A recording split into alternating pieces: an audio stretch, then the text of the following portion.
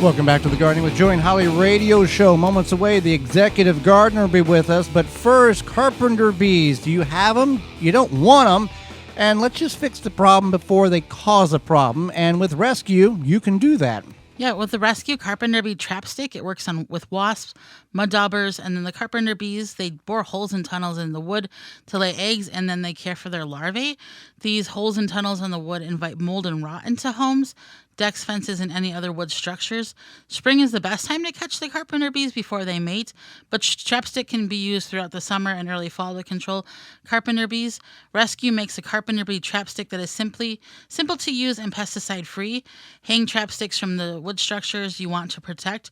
You can go to carpenterbeecontrol.com and watch a video about carpenter bees and learn how to prevent them with trapstick from Rescue. That's carpenterbeecontrol.com or rescue.com. And they're made in the USA. Yep, the trap stick fixes your problems before before you have problems to be caused. Holly, let's go to the hotline and bring in our guest for this week. Jeff Bernhard is a corporate executive, but he developed a passion for gardening less than a decade ago, and he now has a YouTube channel where he teaches other people how to grow food himself. Welcome to the program, Jeff. Thanks to Joey and Holly. Thank you. Appreciate you having me. Well, we appreciate you taking time out of your day to not only enlighten Holly and myself, but all of our listeners. And let's start with this. You didn't get gardening until in your 40s. Not the exact common story of many people, but what was it that sparked that interest of gardening later on in your life? Good question, Joey. So I spent most of my career, like many of the listeners, working their way up the corporate ladder, and moved 3 or 4 times, had made some great progress, and I found myself early in my 40s, maybe mid 40s, kind of very stressed out. All the travel, the stress from business, and my wife had what she called, in air quotes, a wine dinner, and she invited a bunch of guests, which turned into an intervention, which she basically said, look, you got to find something healthy you like to do. The drinking the whiskey and the motorcycle riding isn't exactly healthy. So I came up with 2 choices. I said, I'm going to start photography or I'm going to start gardening. And I started gardening, and I grew up in a suburb of Philadelphia. Never had grown anything, quite frankly, in my life. Never had tasted a fresh tomato. And I thought, you know what, I'm going to start now. So at that very point in time, I decided to try it out, and that's what started it. Actually, one dinner with friends and just trying to find a way to de-stress. Okay, well, that is great. Now, you moved from Houston to Pittsburgh, and this is your first year growing in a different climate. Are you prepared for the differences? What have you learned already, and any challenges you expect to face that you are prepared for? Yeah, so I would tell you, so I gardened 6 years in Houston, and it's a very difficult place to garden in. Very difficult. We have high humidity, like the most rain in the United States. It's about 65 inches a year, which is actually almost twice what Seattle is. And it's very difficult. And the heat is, as I said, is unbelievable. So the differences are that, in Houston, you can, for the most part, grow things year-round, except for, maybe January, it gets too cold being 40, 45 degrees. And then July and August, other than okra, watermelon, and a few other things, that's all will grow. It's just too hot. In Pittsburgh, it gets really cold.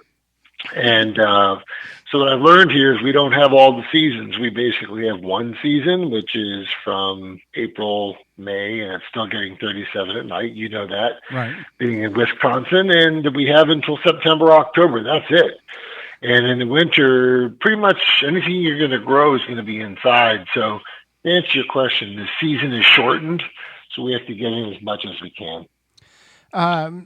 When you knew you were going to Pittsburgh from Houston, on a personal level, was you excited because you weren't going to deal with those extraordinary heat? Yes. Okay.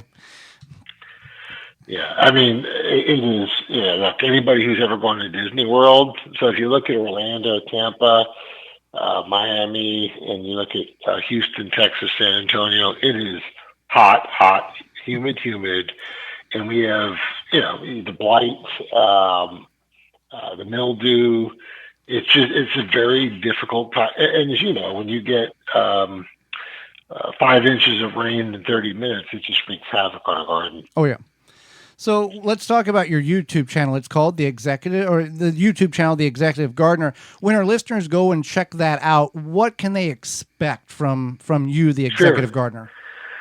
Yeah, so I think, it's a really good question. And I've thought about this back and forth. And our niche really is what I would call convenience gardening. So there's a lot of gardening channels that try to figure out, and I'm not saying this disrespectfully because I think everybody's got a niche.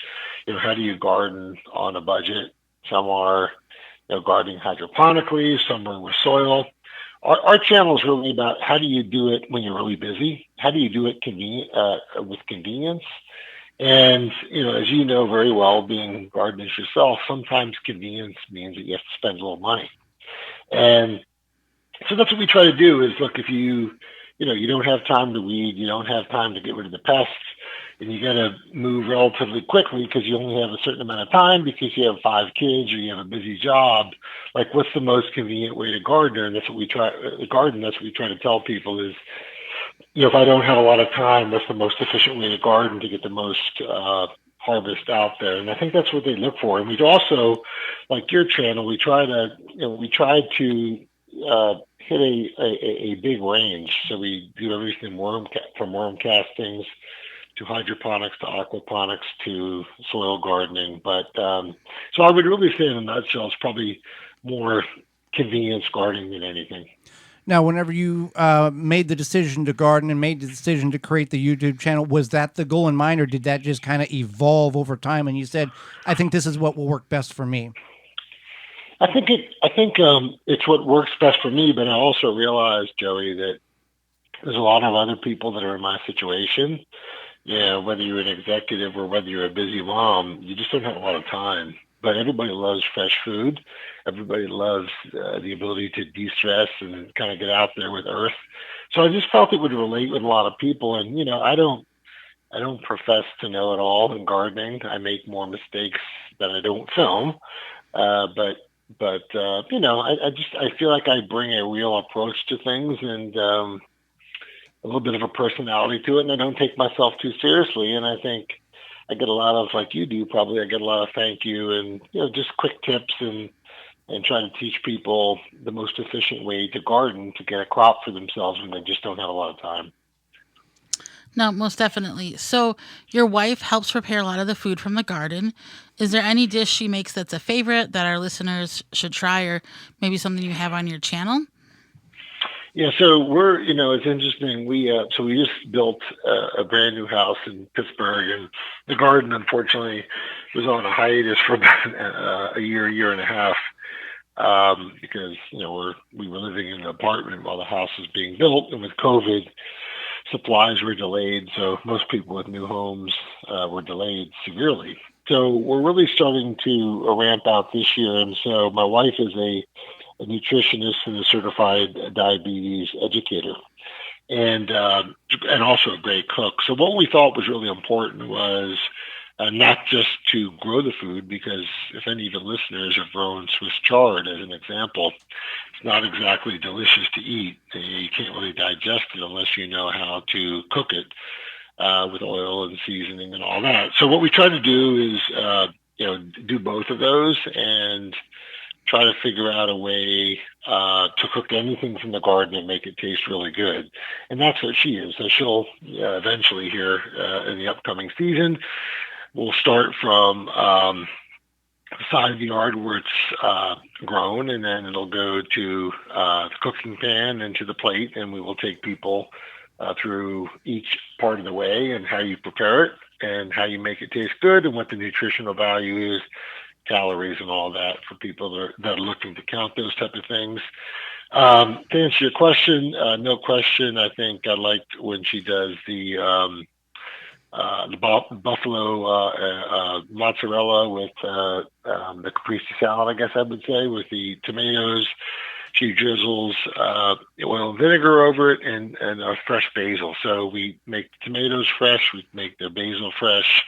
Obviously, we don't make the mozzarella. But she does it really well. But, I think the best is yet to come. And that's really what we're looking to separate our channel with, is not just the cooking, the growing of the food, which can be very difficult, but also how do you prepare it and how do you do it in a nutritional way that is healthy for listeners. So that'll really launch, I would say, in the next 2 to 4 months. And I'm really excited about it because, again, there's a lot of things you can grow in the garden that don't taste exactly great unless you prepare it right. I definitely agree. So now, when you were a newer gardener, I wouldn't say you're quite still a new gardener, but now you are a new gardener in a different area. What are some ways you stay motivated if you came upon a challenge and stay motivated enough to overcome that challenge? Yeah, so look, it's there's so many parallels in life with business for business, and whatever business you're in or whatever phase of life you're in, man, you always hit challenges, you always hit roadblocks. You have to overcome obstacles, and that's no different in gardening, right, guys? Right. We get aphids, we get, we'll forget about our plants we're trying to harden off, and they fail. I tried growing shiitake mushrooms. It got mold. It's just like one thing after another. This is what I come to appreciate. So I come to appreciate that rejection is a part of life. Failure is a part of life, and we're all a student in life. So what you learn in the growing process, just like you do in business, you're better next time. Right. And many times, like you all do, I show the fails, I show how I mess up, but you don't make the same mistake twice or 3 times. And what I love about the YouTube gardening channel is that if I have an issue and a problem, I can type it in search in YouTube, and someone has already covered it. So I'm not the only one that's had these problems, but failure and overcoming failure is a part of life, and that's what keeps me motivated to keep learning and doing better, and trying to perfect. I don't know if there's ever such a thing, but perfect my gardening skills. Well, Jeff, we greatly appreciate the time you've graciously offered us. How can our listeners find out more about you, find your YouTube channel, and watch your videos? Yeah, so I would just type in The Executive Gardener on YouTube, and you will certainly find me. It's been a little bit slow this past year, so I apologize as we come into a new house. But as you know, being in Wisconsin and me being in Pittsburgh, it's still 38 at night. So I expect in the next few weeks us to start coming above that freeze point and growing a lot of stuff. We are going to be doing our yard here soon, some raised beds, and things will be ramping up with the how to cook the food. So again, just go to either Google or YouTube, type in The Executive Gardener, and you'll find me. Well, Jeff, we thank you for the time you've given us and the information you've shared with Holly and myself and all of our listeners.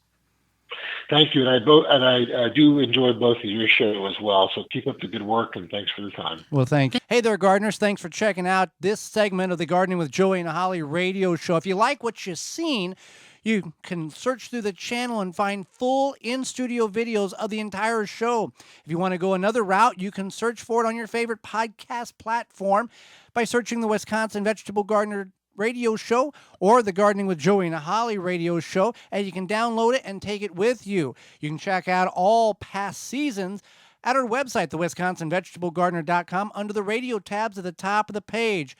We thank you for joining us. We hope you've learned and enjoyed the show, the segment, and we'll see you next time.